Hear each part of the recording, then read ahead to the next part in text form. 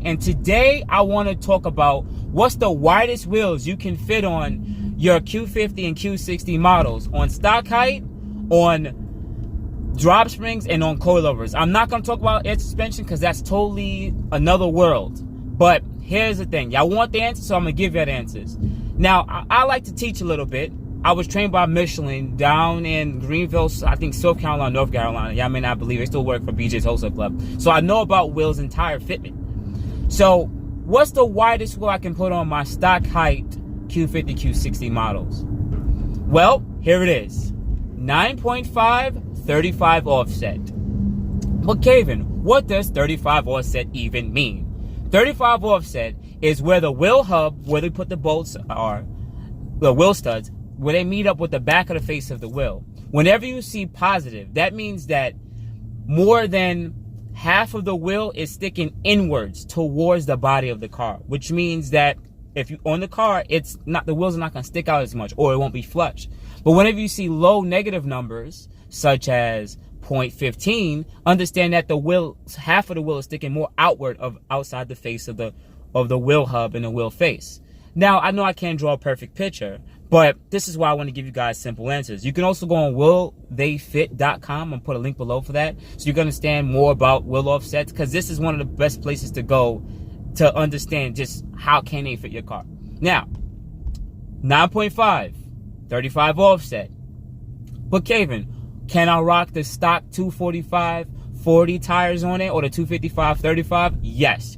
A 245 40 or a 255 35, a 255 40 can definitely fit on a 9.5 inch wheel. No problem. But what's the widest I can go, Kevin, on that offset and that wheel width? 275. Don't go nowhere above it. Do not. But what if I want to go wider? What if I want to rock a 10.5 on stock height? Well, here's the thing, people. When you make the wheel wider, half an inch goes to the outer and inner side of the wheel. So when you go from 9.5 to a 10.5, half inch go this way, half inch go this way. How can you make it a little bit easier for it to fit on a 9.5? You have to rock a higher offset wheel. So rather than getting a 35 offset on 9.5, get a 45 offset on a 10.5. That makes sure that the wheel face goes in more, but it also it pretty much contributes for the idea of the wheel sticking more out. So go with a if you on a 10.5, go for a 45 offset on a 10.5, and you'll be safe. And I'm talking about 45 all the way up until a 50. It will definitely fit into the wheel body of the car, and you'll damn near be flush on stock height. Now, Kevin, what about I want to be lowered on drop springs? What's the widest I can go? Now, here's the thing. There's something called natural camber, right? That for all cars, when you lower them, based on the wheel assembly, the wheels will always in fact, they always try to be like this. And when you lower the car, it makes the wheels always turn inner. That is called negative camber. And when the wheels turn outward, there's positive camber. There's no cars on the market that when you lower it, it goes positive camber. All of them go negative just because of the geometry of the vehicle or the car and the suspension. So when you do that, you allow the top of the tire or the wheel and hub wheel and tire assembly to always point to in, which means it can fit under the fenders. So when you have those drop springs that go from 1 inch to 2 inches, now the wheel is going to be pointed more in, which means you can kind of fit the car on natural camber with a bit wider wheels, because now rather than the wheel sticking here, it'll stick into here. That's the thing. That's the look that you guys see online. So what's the widest I can put on drop springs? Once again, I like to play it a little safe. Go with the widest you can go to a 10.5 with a 45 offset, and you can even go up to a 35 offset. But I would recommend still sticking with like a 45 offset on a 10.5.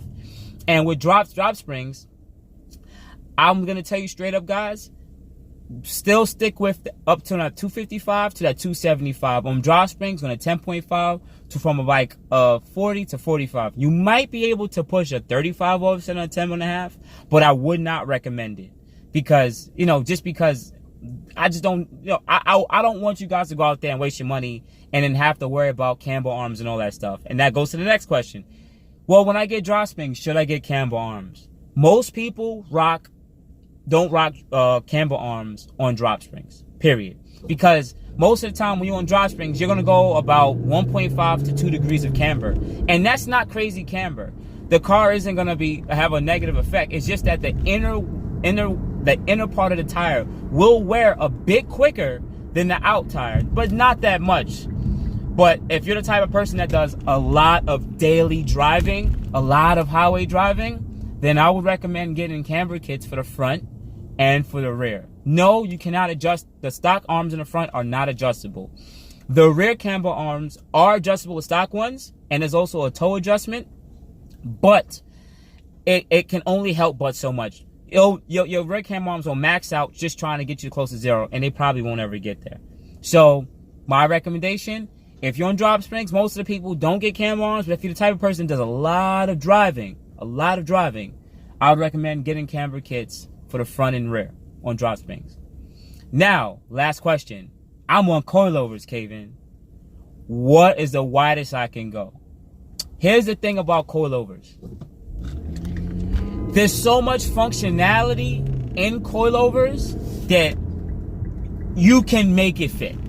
Because I know plenty of people who make it fit.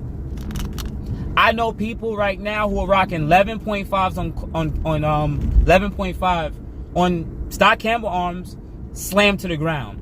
Because this is the idea, guys. With the geometry of these vehicles, the lower you get, the more the camber goes in. So there's some people rocking about 8 degrees of camber in the rear because the tire came from this to this. So it's gonna fit under the wheel well.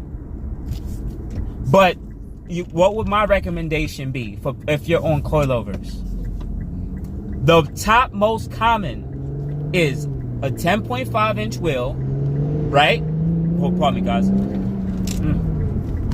Yeah, a 10.5 inch wheel with a 25 offset. Yes, a 10.5 inch wheel on a 25 offset. Well, what if I want to rock 11s with a 15 offset? Understand now that half an inch is going to get cut in half. So that means a quarter of inch is going to go more to the outside. And also you're coming from a 25 offset to a 15, which is another 10 millimeters. I don't know if it's going to fit. You may have to pull in, add more negative camber just to get it fit. But what about tire size? What tire size can I fit on that 10.5 and that 11?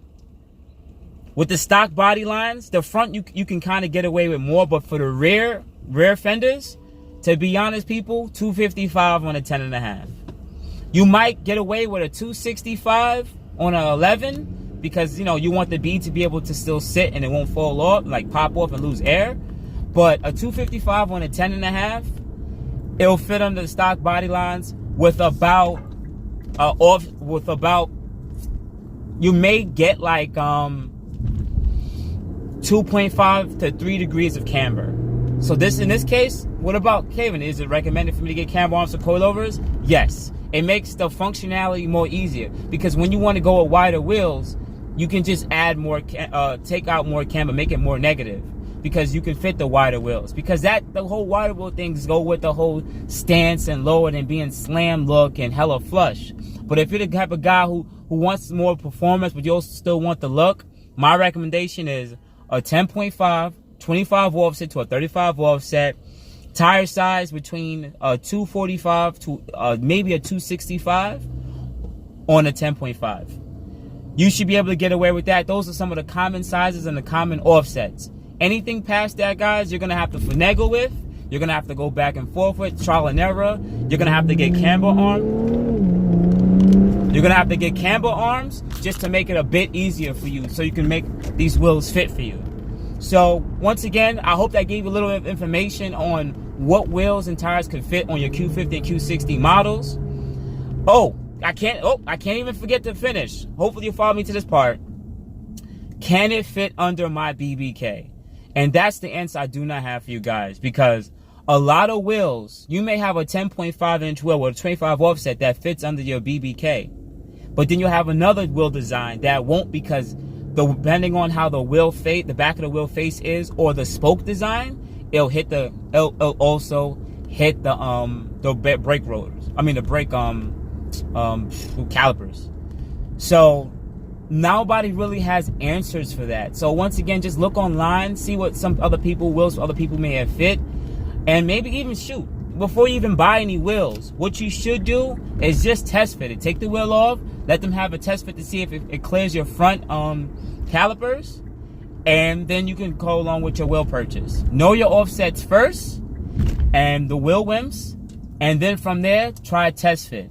I mean, we're in a day and age where we order wheels offline, so it could be a hit and miss. That's why I sit there and say, at least if you go with the offset that can properly fit your car, that if you do run into this issue of, hey, it's just touching the brake calipers, you can throw a 2 to 3 millimeter wheel spacer in there just so it won't hit, and it'll be perfectly fine. Rather than going for the widest wheel that you can fit and then finding out that it doesn't clear your sport calipers. All right?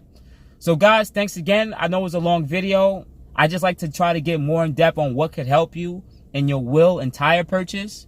If you have any questions about wheel offsets or a specific wheel you might be looking at, leave it under the comments. Put up a link to what the wheel. I'll go take a look at it and I'll give you my best opinion. But if it's a wheel shop that's close to you that sells the wheels, definitely give them a call and see if you could go in and schedule an appointment just to have a test fit done. You know what I'm saying? You don't want to go out there buying stuff and finding out that it can't fit. So thanks again. Like, share, subscribe. Leave the dislikes if you like. You can make a recommendation. Some people get mad at me about certain things, but I appreciate it all. It's a growing channel. I'm gonna keep up with it. I know people want to know what's going on with the car, what's going on with the exhaust. I'm from Brooklyn, New York. The weather's been not warm yet. Summer is not coming. Spring is not coming. It's still crappy weather up here. And based on some of the people who know me that's been following me, I'm a DIY type of guy. But my next video is gonna be me lowering the car. Yes, the next video will be me lowering the car. I have my coilovers and I have my camber arms. So I'm gonna make a DIY for all of that, so you guys can be able to trench on your own and just be more confident in getting some of this stuff done. So thank you guys. I love y'all. I appreciate it. Please subscribe to the channel. Thank you.